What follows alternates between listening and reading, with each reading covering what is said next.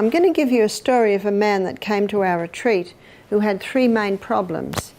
He had chronic headaches, which he took a lot of painkillers for.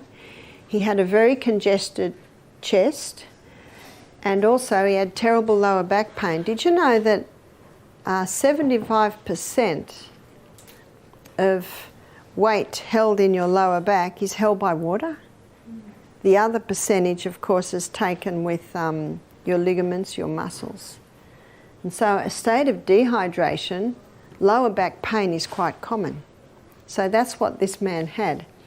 And when I was consulting with him, I said to him, how much water do you drink a day? He said, oh, I don't drink water. I said, you don't drink water? I said, what do you drink? He said, oh, Coca-Cola, coffee, because he has a lot of painkillers. He was only 44. He was a well-built man, but at 44, his quality of life had gone. So we encouraged him to start drinking more water.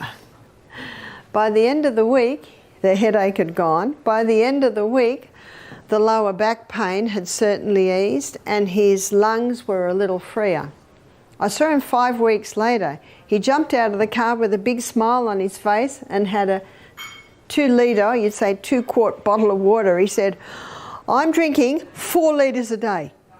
He said, in 5 weeks I've had no headaches, no lower back pain, and he said my chest is almost clear. What was his problem?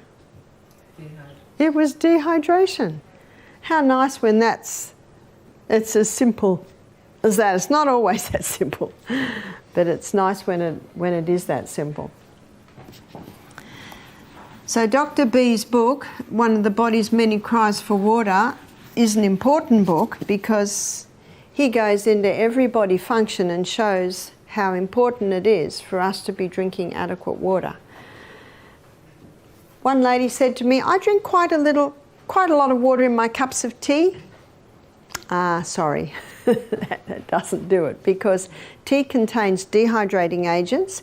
Caffeine and tannin are both quite strong dehydrating agents. And if she puts a little teaspoon of sugar in that, there's another dehydrating agent in there. We had a pathologist do our program. He said, we've done studies on caffeine, and we have found that you need 5 cups of water to make up for the dehydrating agents in 1 cup of coffee. Now that was a cup of coffee that also had sugar in it as well. So not only are people not drinking enough water, but they are also causing dehydration because of the drinks that they are having. Again, we need to drink little by little by little. Much depends on your activity through the day. If you're working out in the garden and perspiring a lot, if you're having steam baths a lot, then definitely you need to drink more water. One of the signs that you're drinking adequate water is that your urine is clear. So when your urine is clear, that's a fairly good sign that you're drinking enough water. Now at the moment here at the retreat, you're having B vitamins, and those B vitamins have an effect on your body to cause your urine to be fluorescent yellow. So don't be surprised if this week your urine is fluorescent yellow. So you just got to find out how to get it in.